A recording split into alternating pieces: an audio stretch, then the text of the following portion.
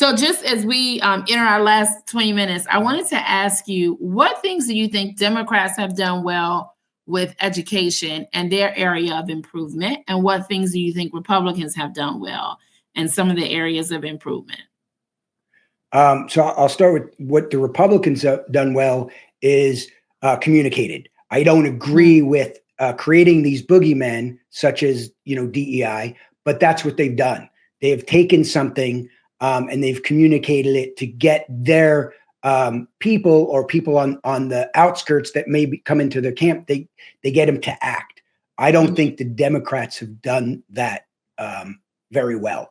I think the Democrats have tried to just put it out there, hoping that you come along and you adopt it. When you had mentioned BMW and they hire designers and that sort of thing instead of just the engineers, it reminds me of something I tell students all the time: emotion compels action.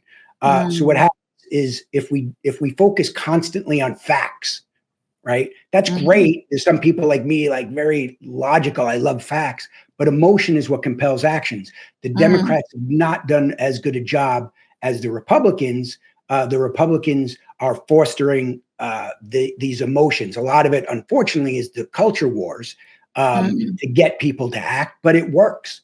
It gets people invested and engaged. And I think, you and I touched on it a little bit. There's a principle, a human nature, where once we publicly acknowledge something, we tend to stick to it. Yes. And so the Republicans have done a really good job of getting people to stand up and say, this is what I believe. And once you do that publicly, it's harder to backtrack from it.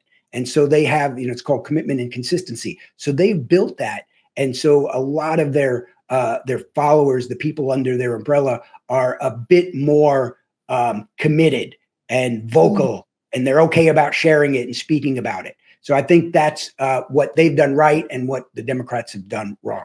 But I think Trump also has given them permission to do that, right? So he's not PC. I think one of the first things that went wrong is when people stopped saying what they really thought. It's like, oh, I got to hold back. I can't say that. And I think you could say anything with respect. I've always felt like that. But when you're dealing with people who have very little emotional intelligence, they don't know how to communicate to say, I don't really think I don't really support that, but I hear your point and your perspective. And to say it in a way that someone's like, well, why don't you agree with that? Well, this is why. Okay. Well, like the practical barbecue conversation that people can have and not leave and be upset is all in the delivery. You and I are communications people, so we know that. But the culture wars, I think, I'm disheartened to say, I think that's going to continue to go on. But I think if you have places and spaces, and I read a lot of content and comments from usually on YouTube, mostly because it's, you have the videos, the content, the topic of the content. But when I look at the comments, people are really down the middle. Like, you have very few people who are like what I call the crazies, but for the most part, people are down the middle. And I think, and people are reasonable and people are practical, but there's really no voice for them. And I think if we had a space, even on network and broadcast, you don't really see it. If we had I used to thought it was CNN, I don't think that anymore, where you have a space where people could say, well, I don't necessarily agree with that, but I hear your point. I think that would open everyone else up to kind of be reasonable. I agree. And we don't have that space. And, remember, I don't even know, 30 years ago when we really started, like CNN, I had Crossfire. We decided, you know what, we're going to have two sides. Right. This side and this side. And you guys, and all of a sudden, well, that's how the country went. Correct. Like, that's true. It doesn't have to be binary, right? Correct. I can agree with you, but then I could disagree on another thing. And right. we created it where no. You're there or you're there. Everything, all or nothing. And so what have the Democrats done right? What was that? What have the Democrats done right with education? At this point, it's just they're fighting to, to not stop the funding. So they see the big picture. I just don't have much confidence in their ability to communicate and motivate people to act. But I agree with their picture more so. They just failing to communicate. So if you were president and you could do anything like President Trump, how would you organize education from a federal, state, and local perspective? That's I know I'm hitting what you won't want to think about. Yeah, I would, lean towards a federal oversight, and I would also look at how we could reverse students being consumers, because I think that was a big downfall for the United States versus other countries. I think money should go to schools. Schools should decide what kind of majors that they what kind of majors they should, create for their school and the courses, and not be held to say, hey, we have accounting openings, we have teacher openings. You need to just fill those buckets. Otherwise, you're useless to society. I think they need to expand and create these things that are maybe out there on the fringe and they become mainstream, or maybe they fizzle out. But we need to explore those, and we need to expand our knowledge greater than just, the core courses that we would, plug in on that match careers. How about free education for community college? What do you think about that? I'm oversimplifying, but we have free education for grade 9, 10, 11, 12. I think we could do it for grade 13, 14, 15. You're saying all the way, or just for community college, like the foundational? I would like to see it, all the way, or at least a completely different system. As somebody who works in higher education and somebody who has kids currently going to college, it's a cluster. It's confusing, right? You're getting a Pell Grant, you're getting a subsidized loan here, you're getting a non-subsidized loan there. This one you start paying back 6 months after you graduate. This one you start paying back immediately. This one you don't pay except for interest until a certain date. And students are just burdened with debt. I think that is the thing that I would fix and streamline. Many other countries in like Europe and stuff, even if it's not free education, you get one loan that's a low interest rate loan. You don't start paying back till you graduate, and it covers everything.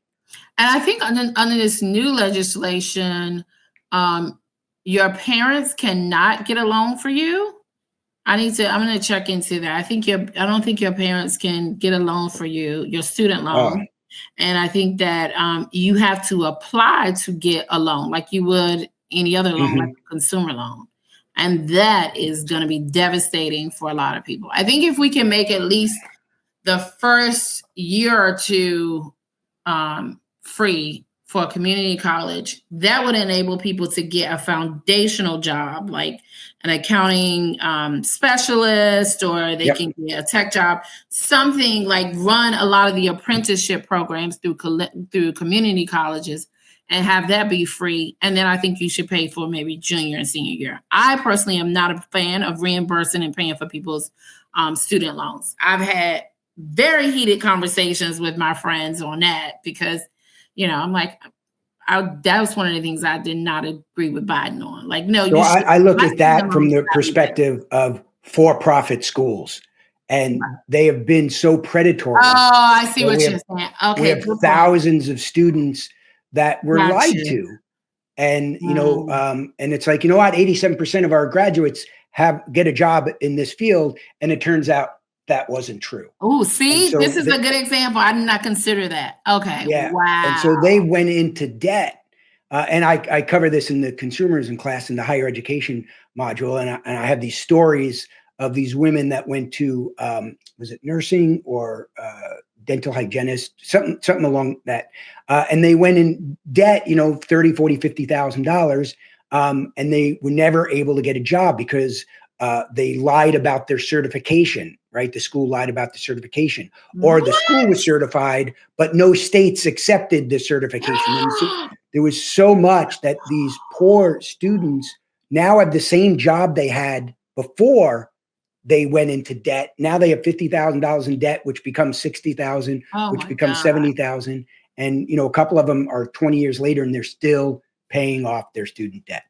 So that's the See, that's perspective that I look federal at. oversight. That's where federal oversight is needed, definitely. Okay. Oh, that's good. Yep. I didn't even think about that. Okay. Any final thoughts for us as we wrap up? This has been so great. I learned so much, and I know all the listeners will as well. Any thoughts? Any final words you want to share?